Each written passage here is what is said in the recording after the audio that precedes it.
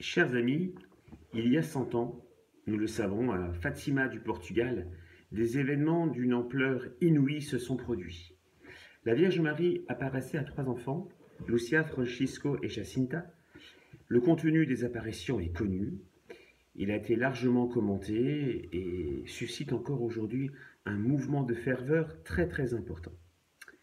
Aujourd'hui, j'aimerais simplement attirer votre attention sur un petit point particulier parce que les événements de Fatima comportent une part prophétique, c'est-à-dire qu'ils annoncent des événements pour l'avenir de l'humanité. Alors il est très important de mettre en corrélation certains textes, certaines révélations que la Vierge Marie a données pour comprendre le sens de l'histoire, l'expression assez ambiguë mais bon, le sens de l'histoire que nous sommes en train de vivre. En effet, le premier passage se situe, si vous voulez, au cœur de la première apparition, le 13 mai 1917. La Vierge Marie dit « Je suis venue pour vous demander que vous veniez ici les 6 prochains mois, le 13 de chaque mois, à cette même heure. Par la suite, je dirai qui je suis et ce que je veux. Ensuite, je reviendrai encore ici une 7e fois. » Quand on compte bien, les 6 apparitions, les 6 fois, c'est mai, juin, juillet, août, septembre, octobre. Or, la Vierge Marie parle d'une 7e venue. De quoi parle-t-elle? Dans l'apparition du mois d'août, qui s'est passé le 19, non pas le 13, parce que les enfants étaient en prison à ce moment-là, la Vierge Marie dit la chose suivante. « Je veux que vous continuiez à aller à la Cova da Iria, le 13 du mois, que vous continuiez à réciter le chapelet tous les jours, le dernier mois, je ferai le miracle pour que tous croient. » Alors, le dernier mois, on pourrait penser que c'est le mois d'octobre. Et de fait, c'est bien durant le mois d'octobre qu'à Fatima du Portugal s'est produit le miracle du soleil. Nous savons que, à ce moment-là, il y avait quantité de personnes qui étaient venues, et parmi celles-ci, il y avait des communistes, des francs-maçons, des personnes qui étaient persuadées que voilà, les enfants avaient entraîné cette foule dans une sorte de supercherie et que rien n'allait se passer. Or, à midi, heure solaire, précisément, le miracle s'est produit. Ce miracle, la petite Lucia l'avait demandé déjà. Elle avait demandé « Je vous demande un miracle afin que tous croient ». Et de fait, on le sait, ce miracle s'est produit donc le 13 octobre, le fameux miracle du soleil. Et là, à la fin du prodige solaire, tous étaient à genoux, y compris les communistes, y compris les francs-maçons, en train de proclamer le credo catholique. Ils s'étaient convertis. Le miracle avait provoqué la conversion, comme la petite Lucia l'avait demandé. Or, nous avons dit que les événements de Fatima sont prophétiques. Donc, ils annoncent la suite de l'histoire humaine.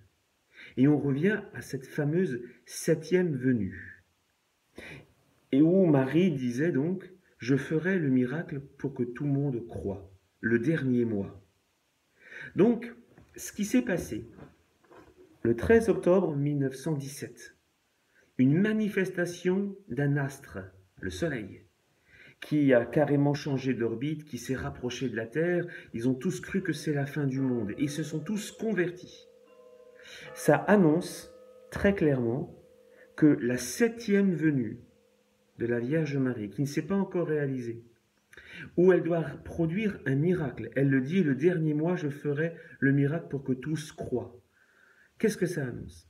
Ça annonce que le moment que nous vivons actuellement, la période qui est la nôtre, qui est marquée par une perte généralisée de la foi, où le monde semble s'enfoncer dans les ténèbres, par manque d'acceptation des vérités éternelles, par manque de conversion à ces mêmes vérités. Alors le monde semble s'enfoncer. Eh bien, ce que la Vierge Marie a réalisé le 13 octobre à Fatima va se renouveler, mais d'une manière mondiale, afin que tous croient. Tous, dit la Vierge Marie, c'est-à-dire toute personne qui vivra ce moment le verra et sera donc mis face à une alternative, soit un rejet, avec un endurcissement du cœur si terrible qu'il peut provoquer la damnation, ou alors la conversion.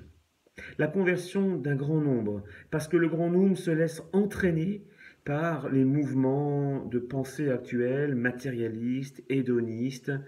Les intelligences ont du mal à comprendre la foi. D'où l'importance de ce fameux miracle que tous pourront voir afin qu'ils se convertissent. Alors voyez, cette fameuse 7e venue, cette annonce du dernier mois où elle fera un miracle.